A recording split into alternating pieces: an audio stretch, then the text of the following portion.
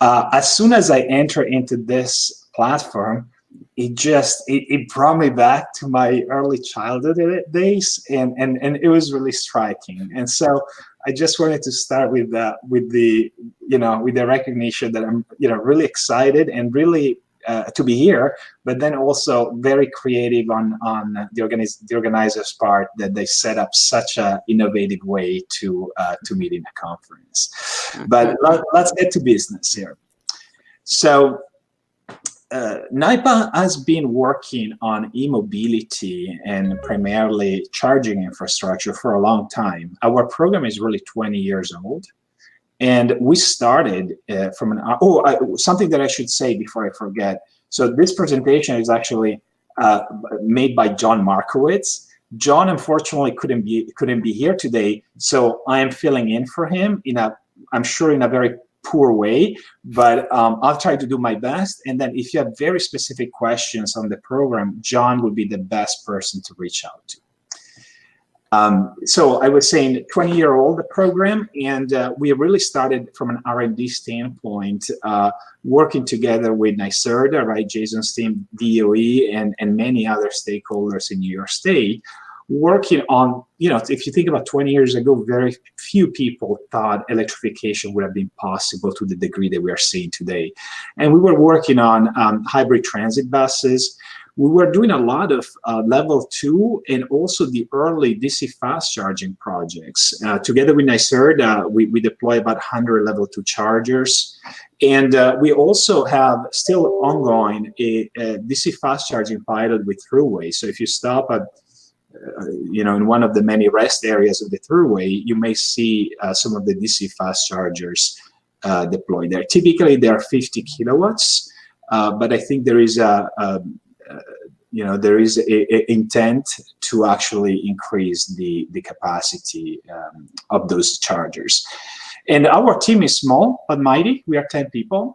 We're doing a lot, and I have to give kudos to my team. Sometimes I see them going around on Saturdays and Sundays testing chargers and things like that. So speaks to the commitment that certainly NYPA and the e-mobility team has to improve electrification in New York State. It's the region of transportation in New York State.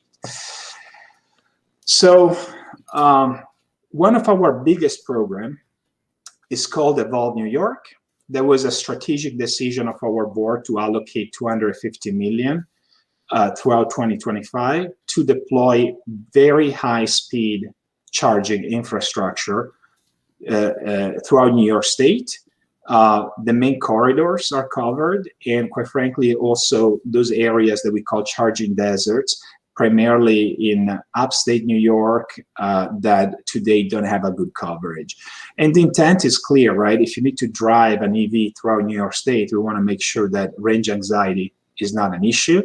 And a part of that is really, once you lower range anxiety, that would in turn improve the electric vehicle adoption throughout New York State. If you look at surveys, the biggest hurdle right now is the cost of electric vehicles, and that's coming down the cost curve very, very fast. So probably now or in the next few years, you're going to have some degree of cost parity with internal combustion engine. The second issue is, okay, great, the vehicle is affordable, but where can I charge if I need to travel long distances? And so we're really addressing that barrier. What we do, we have a pool of about 20 firms, and actually we are enlarging this pool now by including even more firms. And we run, we pre-qualify those vendors, and then we run mini bids. So we have pools of projects that we are that we intend to move forward with, and then we mini bid them to those firms and contractors. And well, here see, the then Lieutenant Governor Kathy Hochul now obviously is our governor, and Gil Quinones. Also, many of you know, Gil recently announced that he was resigning from NYPA and going to work for an investor-owned utility. But here see some an example of one of our DC fast charging stations. Let's talk about something probably more relevant to this audience, which is the services that we offer around level 2 charging and DC fast charging for fleets. I'm sure many of you here have fleets, large, small, etc., and many of you may have plans to electrify their fleet over time. And so we team up, we partner with many of our customers, many of our stakeholders, to really help think through that transition, develop a blueprint. Typically, the way we like to do it is just not do a small project, but really think strategically about, okay, what is the overarching goals? It may be, hey, we want to be fully electrified in 10 years, in 15 years, and really work through those challenges ranging from, which vehicles we're going to acquire, what's going to be the replacement strategy for those vehicles, and then also charging infrastructure, right? Is there going to be primarily a depot charging? Do we need DC fast charging? Do we need DC fast charging in route or at the depot, and so on and so forth? And so we tackle workplace charging, fleet charging, public charging, and also transit bus charging, which quite frankly has been probably 90% of our business so far. We're working right now with MTA, for example, to electrify, to help them develop the charging infrastructure for about 70 buses that they've procured. And that's going to be an increasing, there's going to be some increasing procurement over time. I think they have overall, the guys don't quote me on that, but I think between 5,000, 6,000 buses. And that's going to be, it's going to be a decade-long program to electrify the entire fleet, and with many, many challenges. But, we are ready, we are teaming up with MTA and ready to tackle those challenges. Here is an example of a project as a customer-owned, meaning NYPA doesn't own the chargers. This is really a turnkey service that we provide to the end customer. And 400 ports, working with OGS and also through the Recharge New York program, and really deploying the level 2 charging infrastructure across different geographies that you see below there. Another sample project, I talked briefly about this earlier, Thruway in New York City DOT. We are deploying a number of DC fast chargers, indoor, outdoor, at parking locations. As you can see, the projects are always fairly large, right? 20 chargers, 8 chargers, that's our sweet spot. And then the transit buses, much of the funding comes from the Volkswagen settlement, as you guys know, and we have also some additional funding. I'm hoping Jason from NYSERDA and maybe DEC also, you guys can maybe touch upon some of the incentives available and what's coming down the pike. But certainly, Volkswagen settlement is, it's a good amount of money. It's not going to be there forever, so we need to look at what other funding sources we're going to have down the road. And I think, fingers crossed, the federal infrastructure bill is going to pass in a way that is going to really support some of those initiatives here. What's interesting to note from a technology standpoint, we are very familiar with the installation of pantograph chargers. Those are those chargers that you basically, you have a pantograph, right? This trellis that from the bus moves toward the charger, or maybe sometimes from the chargers goes down to the bus, and really is used to charge the bus or the vehicle without human intervention. We are familiar with many of the standards. Here's one as an example, SCA 3105. This is, if you have like a transit fleet that you're looking to electrify, I would say come to us, talk to us. We can give you some advice, always happy to have those conversations. And then also we offer, like I touched on that before, fleet advisory services. So we have the full gamut, ranging from flexibility studies feasibility study for fleet electrification, electrical capacity, looking at whether there's enough service from the utility, route planning, figuring out, what is the life cycle cost for switching the vehicles, and what is the right time and strategy. And then also, if you want to do your own RFP, we can support with the preparation of bids. I think that's it. I think we could probably, for sake of time, Dean, unless you wanted me to go here, we can probably skip those 2 slides. And just maybe I want to just mention that right now we're running a New York statewide transit bus master planning study together with NYSERDA and New York State DOT. And most of the upstate transit agencies are participating, and we are really excited because we are getting so many insights in terms of the challenges of electrification. And really, we are bringing back ultimately those insights, right, to the chamber, to New York State, to make sure that the policies are aligned with the challenges that we are facing and are supporting us tackling those challenges. So that's it from me, guys. Thank you. And this is a view of the Niagara Falls, where we have our, one of our hydroelectric power plants. Great. Thank you, Fabio. I think maybe we'll wait for questions until the end, because I think our speakers are going to overlap in their subject material, so they may want to trade off who answers which question. So I guess we'll continue with Jason. And Jason's going to also cover things about charging infrastructure, buses and fleets, and whatever else he wants to put in his little talk. Thank you, Dean. Audio is working fine? Yep, we can hear you. Great. Well, a pleasure to be with you, and thank you, attendees, and to everybody here for the opportunity to talk through some of these issues. We've similarly with NYPA been engaged on clean transportation issues for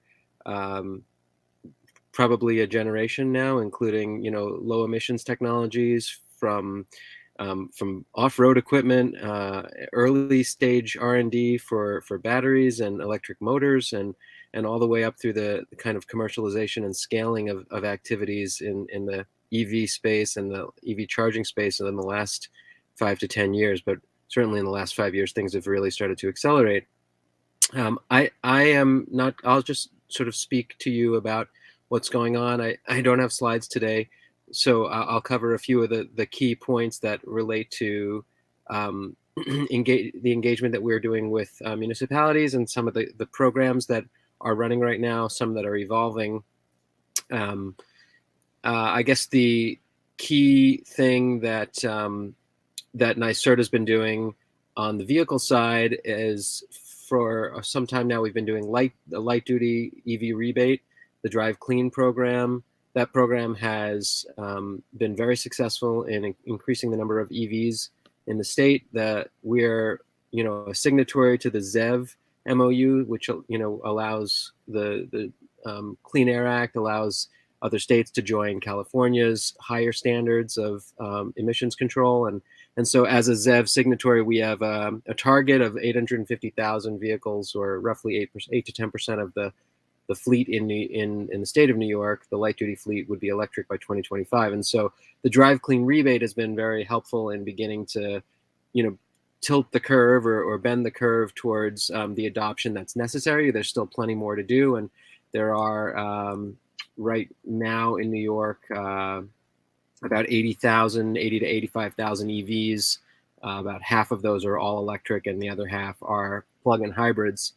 But the Drive Clean rebate's been very successful since this burn rate has been increasing, and we're looking at ways that we can provide additional funding for that, and look at ways that we can better tune that to the market need. Another key piece of incentive that's been available and has been successful is the New York Truck Voucher Incentive Program, which is providing some or all of the incremental cost on top of a fossil fuel bus or truck, or anything in the classes 3 to 8. The Truck Voucher Incentive Program provides a voucher that covers 95% of the additional cost of acquiring a low emissions or zero emission substitute vehicle. That money is sourced from two main funding pots. One is the Volkswagen settlement, and the other is CMAQ, which is federal money coming through New York State DOT. And there are various program constraints. One that has been somewhat challenging is that there's a scrappage requirement that comes along with the Volkswagen settlement funds. So a vehicle has to come off the road for any new vehicles. A vehicle 2009 or older has to come off the road and have its engine, have it bored or have it drilled, a core, section removed so that the truck is fully undrivable from that point on. And that is a sort of a one-to-one requirement. And we're trying to, adapt the program to make that a little bit easier for fleets that may not have the ability to take a vehicle off the road or are concerned about the loss of residual value from a truck that may be coming off the road. I know Myra and DC will talk about some of the direct municipal rebates, turning to, because some exist for vehicles and for infrastructure, turning to charging infrastructure and the way that NYSERDA is helping to prepare the ground for EV adoption and to create a market and to assist with the early development of the market. We have recently just exhausted the funds of a level 2 program that was very successful in getting a couple thousand charging stations built on the level 2 side in the public workplace and multi-unit dwelling program. That was the Charge Ready program that, as I said, just exhausted its funds, but we are in the process of assessing how we can take the next step with that program and target those funds to areas of need that may not be as quickly responded to by the market. Things like multi-unit dwelling charging, possibly workplace charging. So more to come on that. There are right now about 6,000 level 2 ports in New York and about 700 fast charging ports. We have some targets associated with some research that we've done to get to that are kind of linked to the 2025 vehicle target of 850,000 vehicles, EVs. That would be somewhere in the neighborhood of 50,000, north of 50,000 level 2s, and somewhere in the neighborhood of 2,000 fast charging ports. So there's a long way to go there in the next 4 years, but we are hard at work. So we do have some Volkswagen settlement money that is going towards a fast charge program that NYSERDA is running right now as a competitive solicitation. We've run 2 rounds of it already. We have a 3rd round running later this year, and that's been successful in seeing some responses and getting charging stations built. So we're focused in that program on upstate New York, which has been relatively under-resourced with fast charging.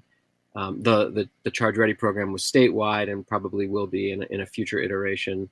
The fast charge program has to date focused on upstate. Possibly we widen the geographic frame, as that program evolves and matures. And certainly, as to Fabio's point, we believe that there will probably be some additional funding and an expansion of the programs as the federal bills come through.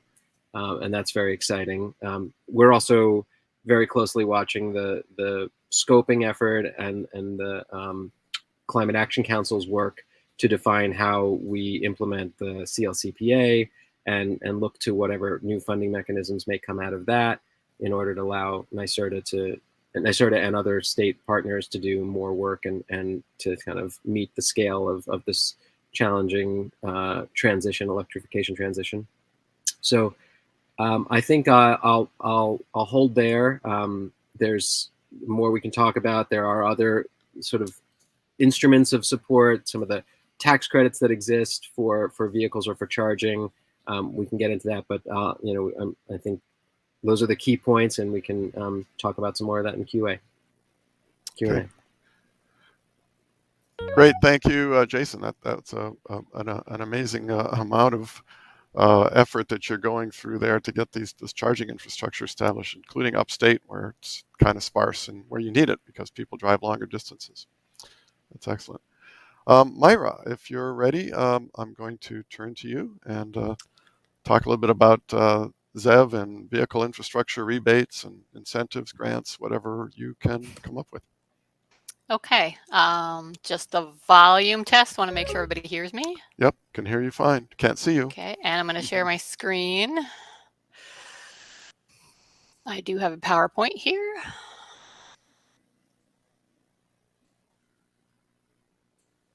Okay. Can everybody see this? Yep, that's all good. It's still in Perfect. there you go, full screen. That's all fine. right. Wonderful. So thank you all for having me. Thank you everyone for attending. I am very thrilled to hear that there were 300 people that registered for a conference on the environment. So thank you for your interest. Like Dean said, I'm Myra Fedyniak. I'm from the Office of Climate Change at the New York State Department of Environmental Conservation. And I'm going to be telling you about our Municipal Zero Emission Vehicle Program. And at first, I wanted to do a little bit of background. You did hear some of this from Jason back in 2013. New York State and 7 other states signed the ZEV MOU to get 3.3 million ZEVs on the road by 2025. And, you know, New York's share of that was about 800,000 vehicles. So that's one of the reasons we have all of these programs. More recently, in 2020, I believe it was, 14 states, New York and DC, signed a heavy-duty vehicle MOU, which is aimed at getting electrification of the heavy-duty vehicles going. As of the previous 2013 MOU, focused mainly on light-duty vehicles. Then in 2019, we had the Climate Leadership and Community Protection Act passed, and that is requiring the state to reduce greenhouse gas emissions 40% in 9 years, and then 85% by 2050. And even more recently, just last month, the governor signed a bill requiring all light-duty vehicles sold in New York State to be electric by 2035. So there is a lot going on. And as you can see from this graphic, transportation is our biggest source of emissions. So it's the biggest source of emissions. And in a way, it's the toughest nut to crack because it essentially requires every single person in New York to change the way they drive.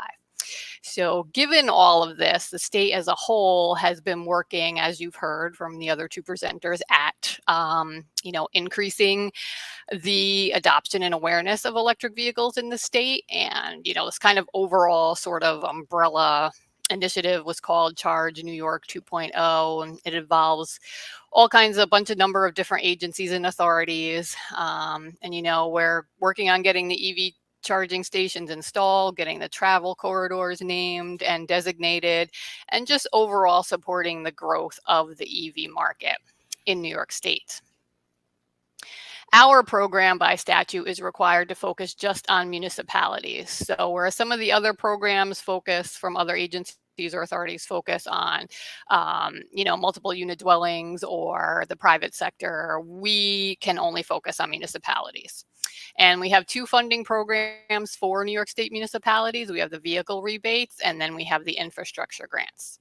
There is also a little bit of tie-in to the Climate Smart Community Certification Program and the grants that go along with that. And I'll talk a little bit about that at the end. So the rebates are available to, like I said, municipalities. We define currently municipalities as a county, city, town, village, or a borough of New York City. The quasi-municipalities, such as a solid waste authority or a school district, currently are not eligible for this program. We do hope to change that at some point, but it is a long, tedious process, and it will take some time, but stay tuned. So the rebate is good for a purchase or a lease of 36 months or more of a new eligible clean vehicle. They can be all battery electrics, they can be plug-in hybrids, or they can be hydrogen fuel cell vehicles. A standard hybrid that you can't plug in is not eligible. Neither are those golf cart type mule things that the parks departments like to have, and no e-bikes. I've been asked about e-bikes.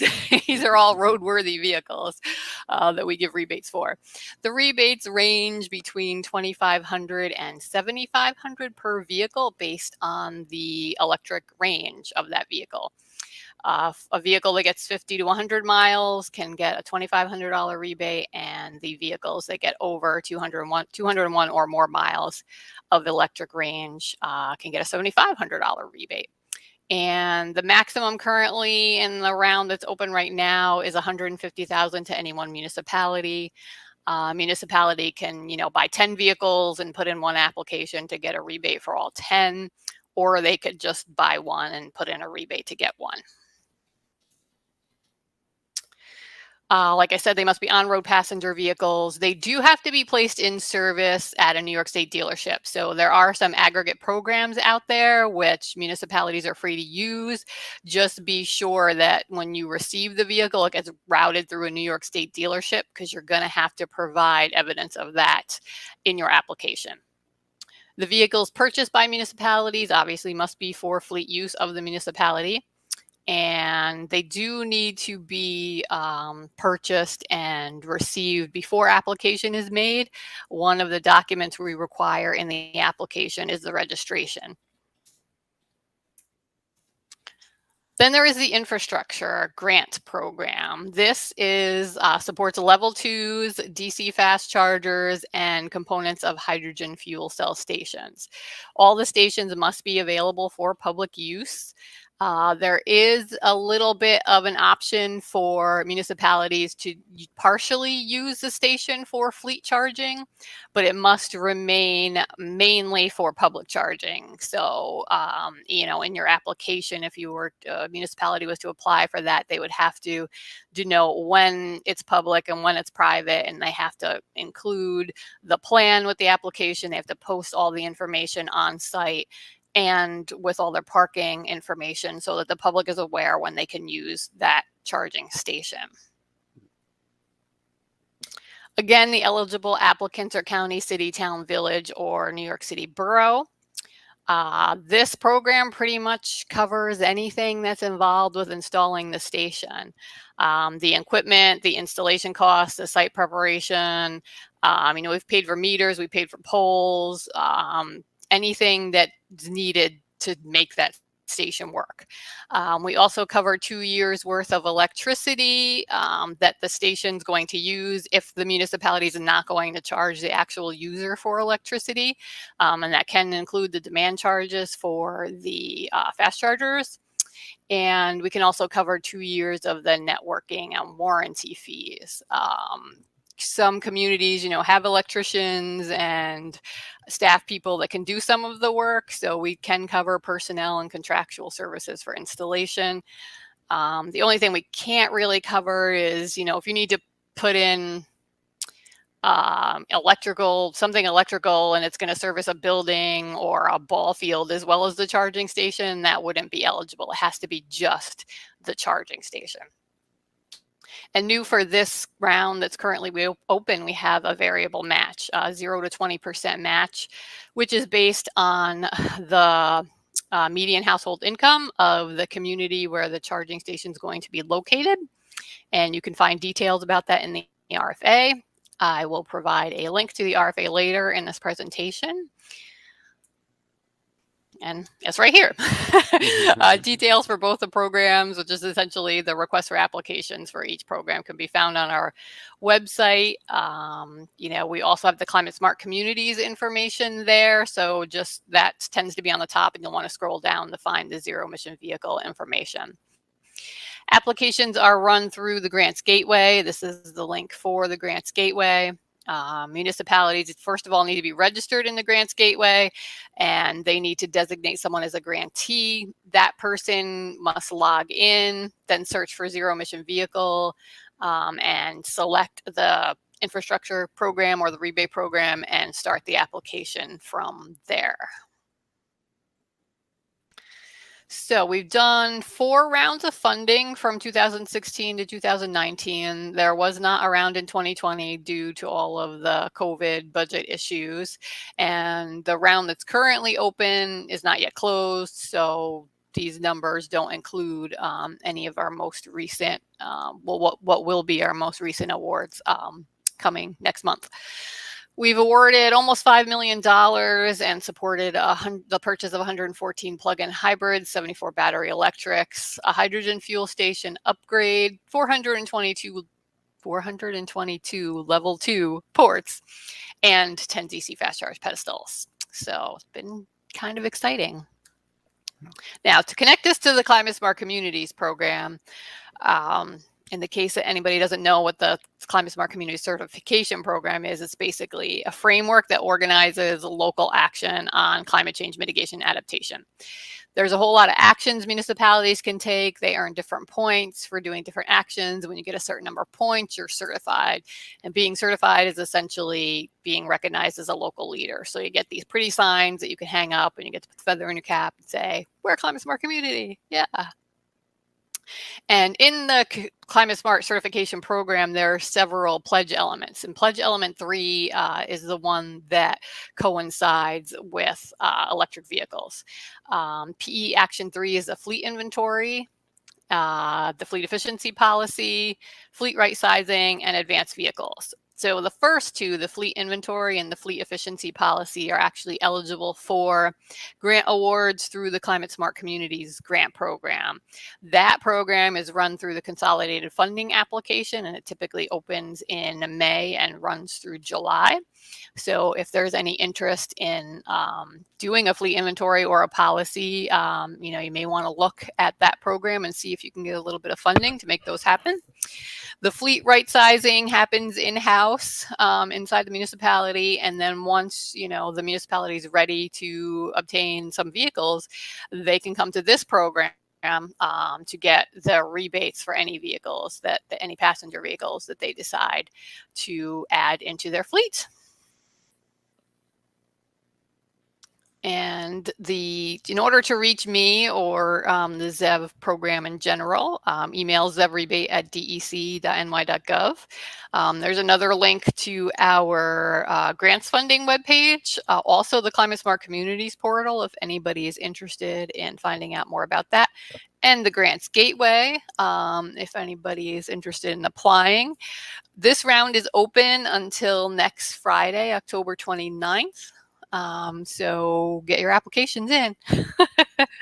There will be another round of the ZEV program, both the vehicles and the infrastructure grants. We're currently using 2020 funds, and our 2021 funds have already been approved. So it's just going to be a matter of getting this round closed up and the request for applications edited and out the door.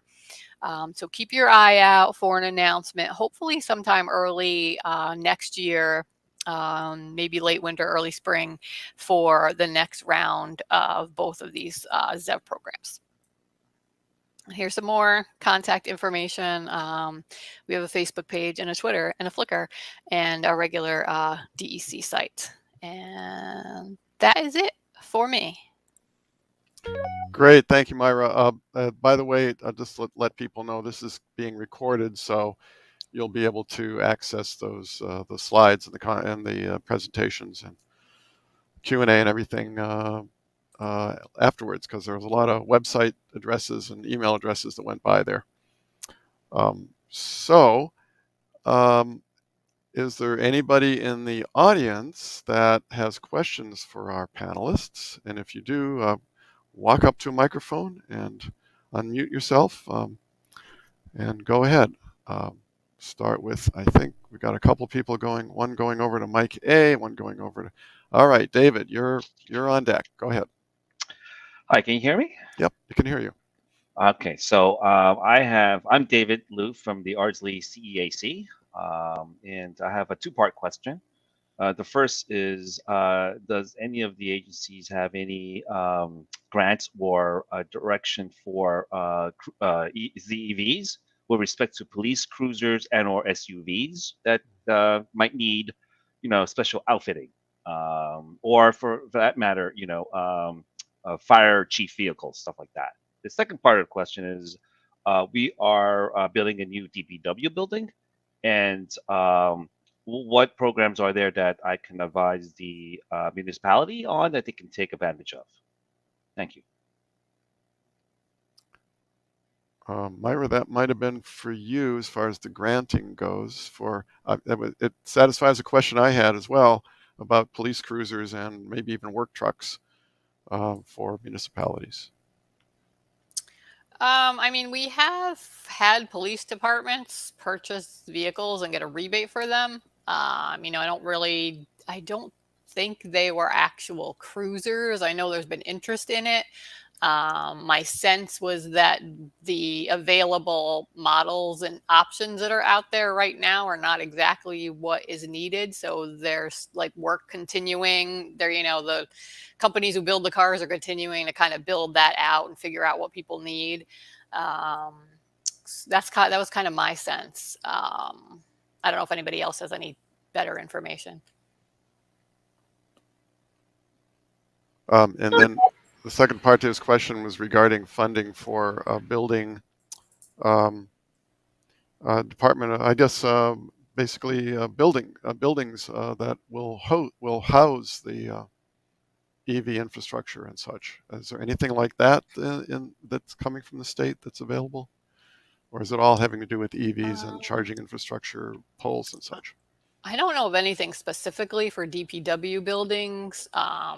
We funded the construction of some DPW buildings, but it's only if the one that you currently have is in a floodplain and it's getting flooded and you can't use it for emergency management. That's one of the projects that could be a climate smart communities project. Mm-hmm. But in terms of just building a new building, I don't really know if there's any funding for that. Okay. Or which agency it would be in. Potentially, if you want to do a shared service, you could potentially, with another town or village or county, you could potentially look at the Department of State's local government program. Years ago when I worked there, they did fund that. If you were going to use it as a shared building and save taxpayer dollars, you could qualify for a grant through that program.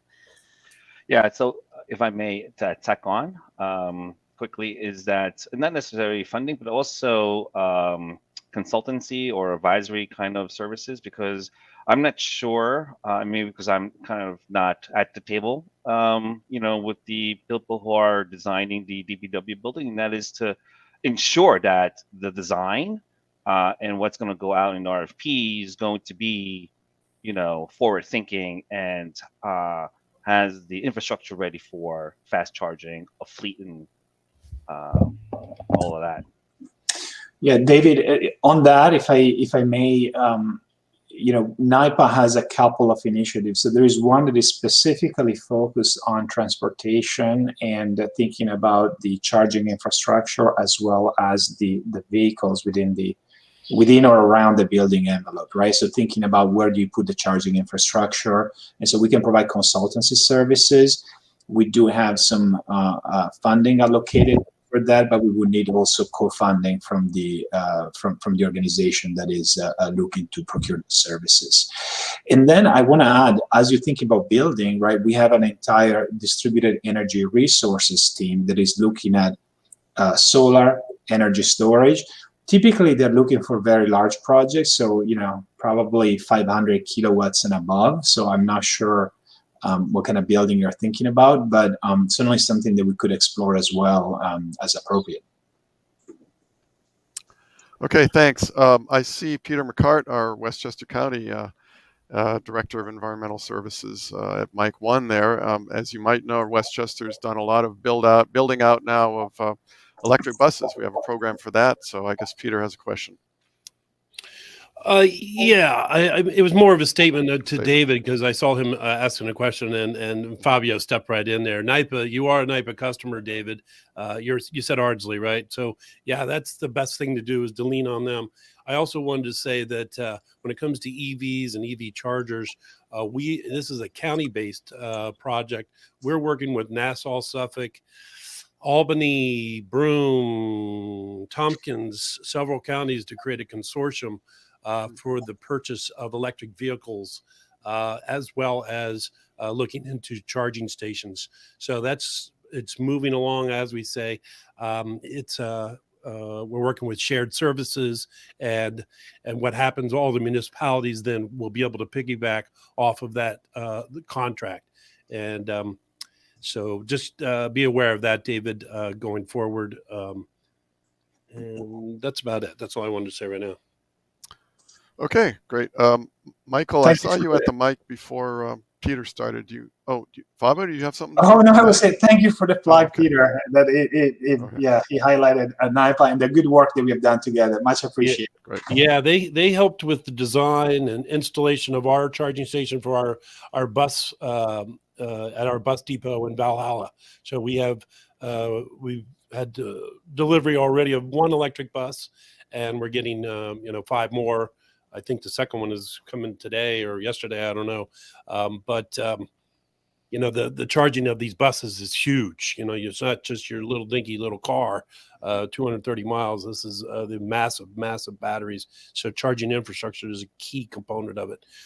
I will say also for everybody else that's here, what we did for the county was we wrote a law that anytime any work is done on any parking garage or parking lot that the county owns or the county gives money to for some sort of tax break or a pilot or whatever, if we give money to it, they have to also apply 20% of their parking spaces to electric charging.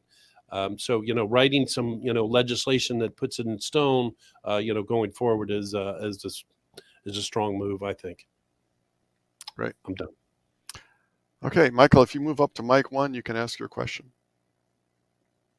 There you go. Okay, can you hear me? Yes. Yeah, I'm with the ECC, the Environmental Conservation Commission in Gardner, but my questions are more curiosities from the point of view of an EV owner rather than a municipal administrator. And I would direct them probably at Jason, I think, more than the other folks. Then you mentioned, Jason, that there are 700 fast chargers in New York State now, if I heard you correctly. That's correct, though I should clarify that I believe 2/3 of them are for Tesla owners. So we only have between 100 and 200 non-proprietary plugs. Right, that was going to be my question, whether that included the Tesla. So there are going to be the non-proprietary plugs being rolled out in the future? Yeah, the focus of both NYPA's program, Evolve New York program, and our DC Fast Charge program are exclusively to construct or have constructed non-proprietary plugs, mostly CCS, which has become the sort of is becoming the unified standard for non-Tesla vehicles. Some CHAdeMO plugs for the remainder of the Leafs, the Nissan Leafs that can take fast charging that are on the road, but are increasingly, coming off of lease or other ways in which they're no longer a presence in the fleet of New York. So CCS is the most pertinent plug, and we're watching closely to see if Tesla makes moves to allow their supercharger network to open up to all vehicles. And things, kind of other market dynamics, but so far the solicitation that we've run allows for only CCS and CHAdeMO plugs. I had heard that as a Tesla owner myself, and I see you sitting in yours too, Jason. That's right. That I believe Tesla is on the road to do that, to opening up their network with an adapter to use for other cars. That's right. Yeah, and if that does happen, then we would evaluate whether it would be appropriate to allow some of the public funding to construct stations that include, proprietary plugs if they were co-located with non-proprietary plugs. And Jason, is CCS synonymous with, I don't know the exact term, it's something like J1743 or something like that? Plug? Yeah, there's a standard level 2 connector, and that is for all vehicles, regardless of manufacturer, in United States, I should say. And then the CCS plug is a modification of that connector, J1772. It adds 2 direct current pins underneath it, so it's a larger. It has the sort of CCS, the J1772 circle, and then an oval beneath it, and that was for all American manufacturers and European manufacturers, but Nissan has announced that they're willing to abandon CHAdeMO and adopt CCS, so that suggests that becomes the one non-Tesla plug.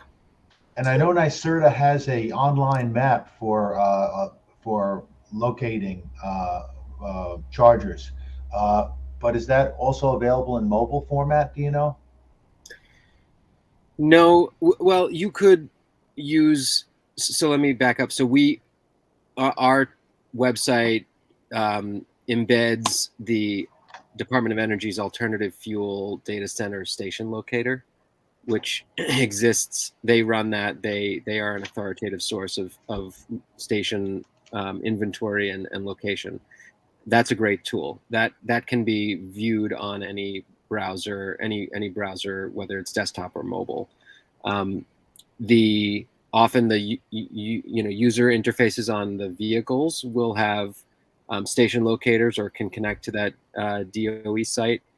And PlugShare is another excellent tool for the purpose of finding stations.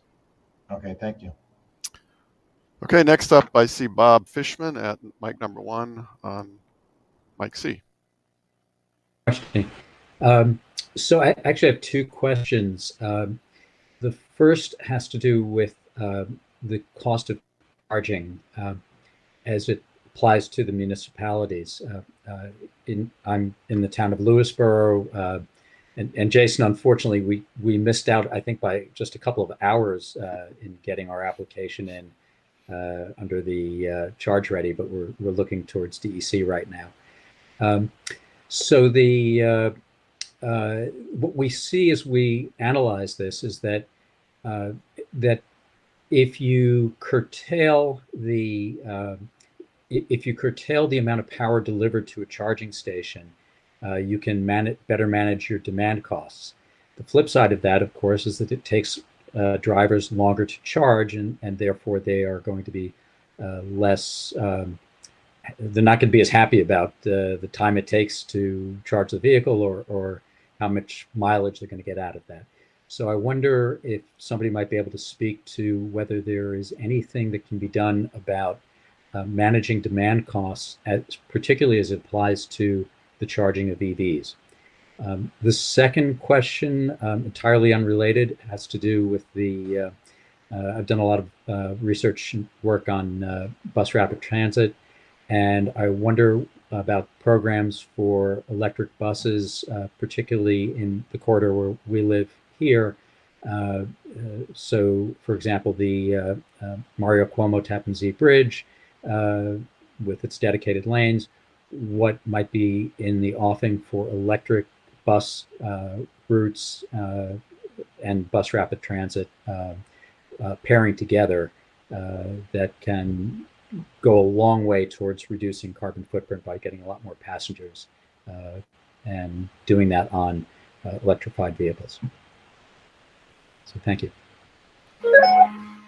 I can speak quickly to the demand charge question. There's ongoing conversations right now with the Department of Public Service and the utilities in New York, as well as the charging station network operators, to identify other tariff options. There's something that was envisioned in the Make Ready program that was passed last summer, that there would be a midpoint review, at which point they would assess the need for rate adjustments or tariff reforms reflected that were better suited to commercial charging. There's also a bill that has not yet been signed into law that would require the utilities to create commercial charging options. So that there's more to play out there, and I would say that that's something we just have to keep an eye on for the next 6 months or so. Okay, yeah, thanks. and maybe Jason, if I can follow up on certainly on what you mentioned about tariffs and rates. I think the other option is certainly manage charging, to your point, Bob, right? So making sure that we slow down and we intelligently charge vehicles based on the operational parameters that they need to respect, but then also applying sometimes energy storage. And we have a few pilots where we want to really maximize the value of energy storage by acting as a peak shaving, if you will, device to reduce the to reduce the customer bill, but then also participating in wholesale markets to really maximize the value of that resource. Very clever thought. Yeah. Great. Anybody want to take that question BRT? about the BRT and electrified buses? I think I don't have a concrete answer there, except that there are discussions within the Climate Action Council about how land use and links with transportation and how all of that amounts together to be a picture of the way in which people move and the mechanisms that people move, and so I think there's some fertile discussion happening there, and we'll see what happens on the other side of the CAC's recommendations for requiring that or incenting that in future planning applications. Okay, great. Thank you. Bob, if you could just move away and let our Assemblyman Steve Otis take over number 1 there. Steve, do you want to move down, or are you? Oh, maybe he's away. Oh, there it goes. Okay. You got to get all the way to number 1. There you go. Thanks for the presentations. And I think that the question I think that the public who maybe wants to buy an electric vehicle asks is they just want to see more visible sign of charging stations. For the different programs that you described, if you got more resources in a fiscal year, how much could you ramp up each of these programs to get more charging stations online sooner? Let me take that. So this is a great question, Steve, because I think money, we do have money in our budget to deploy more charging stations. Quite frankly, there are a number of barriers, and I'm going to list them not necessarily in order of importance. But number 1, you got to find site hosts that are willing to dedicate space for those charging stations, and that's not always easy. Number 2, you got to work with authorities having jurisdiction on building permits, and you got to work with utilities for starting a new service on the interconnection to the distribution grid. Now, I come from California, right, originally, and I always go back to the days of the solar installations, where originally a residential solar installation were taking months, and because of the commission directed utilities get your act in order, it went down to 3 days. I think that's what we need to do for DC fast charging to really maximize the speed of deployment. As an example, also Germany, they completely got away with building permits. Basically, in Germany, you self-certify, you say this is compliant, is up to code, and you build it without necessarily waiting months and months or going back and forth with the authorities having jurisdiction. It's bold, but if we could achieve something like this, I think in terms of coordinating across different jurisdictions, it would help a lot the industry.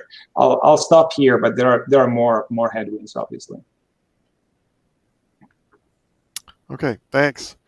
Gabrielle was waiting quite a long while behind Steve, so maybe she can go up there next if Steve moves off number 2 there, number 1. Steve, can you move to the side? I am trying. Oh, okay. Maybe, or get there you go. All right, Gabrielle, move all the way down. Okay, sure. Go ahead now. Hi. Sorry, I can't get my camera to work, but hopefully you can hear me okay. Yep, we can hear you. I am co-chair of the Sustainability Advisory Board in the village of Pelham in Lower Westchester. And as a small municipality, one of our challenges in moving towards electrifying our fleet or even adding hybrids to our fleet is that we don't have the redundancy that many larger municipalities have. So reliability is really important, and quick, maintenance turnaround as well. And what we find is that, for example, our fire chief who needs a new vehicle really wants to speak to other fire chiefs about their experience with particular vehicles before they would consider something other than what they're more familiar with. So I was wondering if there's any kind of centralized inventory list or list of references, fire chiefs who have either electric or hybrid vehicles, for example, that I could reference. This might even be more of a question for Peter, who I see is still here from Westchester, if there's, local reference resources like that.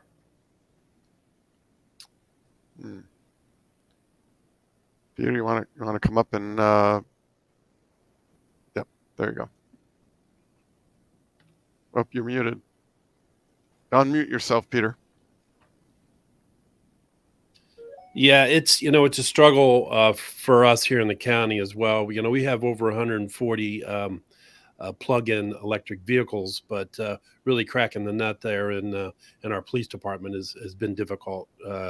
There's been a real reticence to adopt these electric vehicles. There's a fear with the hybrids and this and that.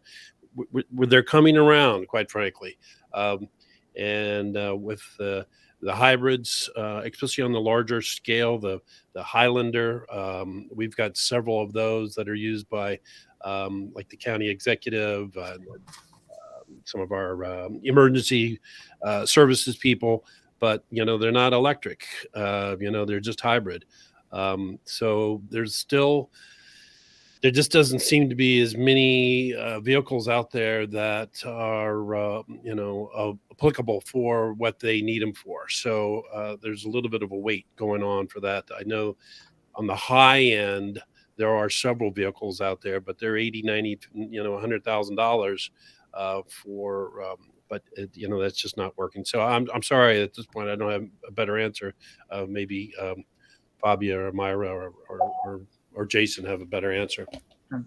Gabrielle, maybe you wanted to unpack your question a little bit. Like you mentioned reliability as a potential challenge, and reliability means different things to different people. Can you maybe clarify exactly what the key concerns are when it comes to reliability for electric vehicles? Yeah. I guess my example has more to do with hybrid than electric, but I know that the same thing would apply. As I mentioned, our fire chief is looking for a new vehicle, and he heard something negative about other, about the hybrid interceptor, for example. So even though we got him in touch with, or we were able to speak with somebody from New York City who had very good things to say about that vehicle, he really wants to speak with a fire chief who uses that particular vehicle to make sure it applies to his situation. So I know we're going to have that same challenge as we move, towards looking at electric vehicles as well. Does that help? It does. And, some of the concerns that I hear from fleet managers is really two things, right? One is the operational overhead in charging those vehicles, making sure that, you plug it in, making sure that the day after is charged. And I think we're getting better. There are software tools that can help you tackle those challenges.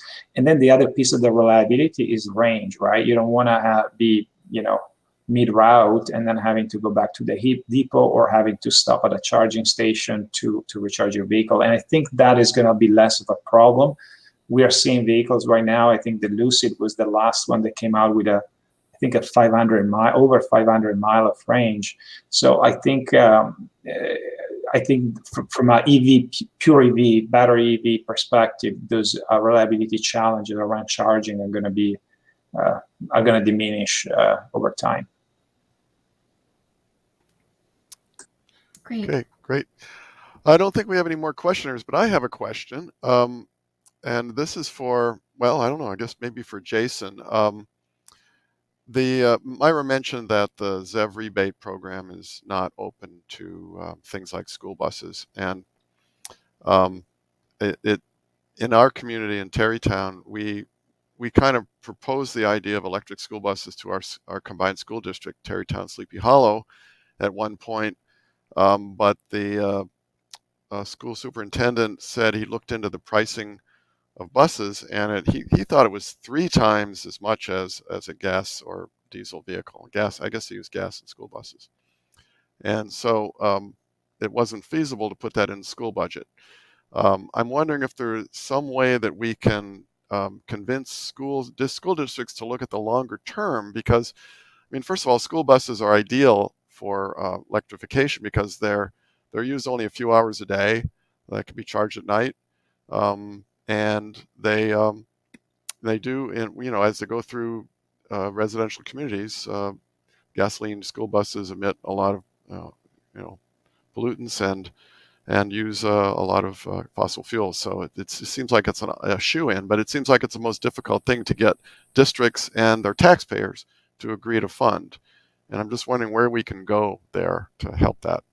And I think Peter's at a microphone. He may want to speak. Yeah, I was going to say, White Plains, they bought, I think, a handful of electric school buses.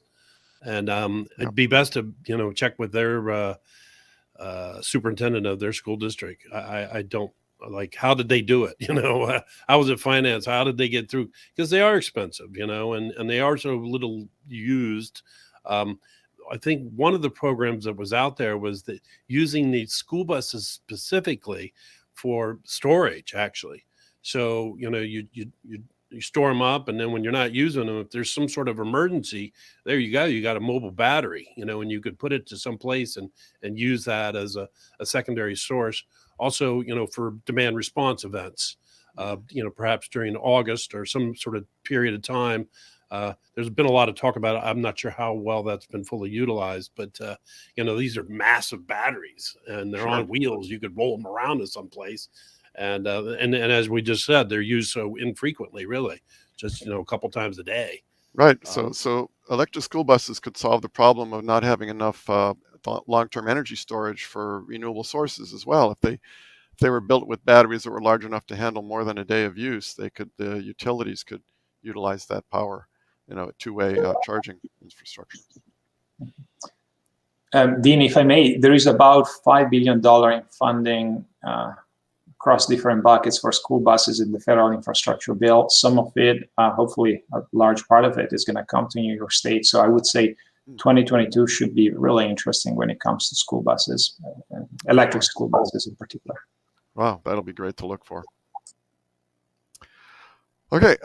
Peter's up there again. Yeah, I was going to say, I think that the underlying message all along here, is it's coming, and it's not just some pie in the sky. I mean, it's happening and it's coming, and the manufacturers are all gearing up. It's a matter of inventory. I mean, who doesn't want to get their hands on that electric Lightning, the F-150? I mean, municipal staps. I know. Look, Fabio wants one. I take one. If my wife would allow me. Midlife crisis, what? But it's coming, and then we want to really be set and prepared for the influx of renewable electric that's coming in off the wind and the transmission lines that are going to be bringing it down from the southern tier and the hydro programs and whatnot. So being ready and being set for it. There is that 3:00 meeting though, Dean. I don't know if you need to make a notice that. Yeah, I think we should wrap up here. What do we have at 3? It's the annual meeting for NYSAC, so some people may want to go to that. So I want to thank our panelists, Jason, Myra, and Fabio, and thank you all for coming to the conference and coming to this session. Look forward to seeing more good stuff on EVs and charging infrastructure in the future. Thank you, Ian. Thank you, everyone. Thank you. Okay. Bye. Thanks for having us.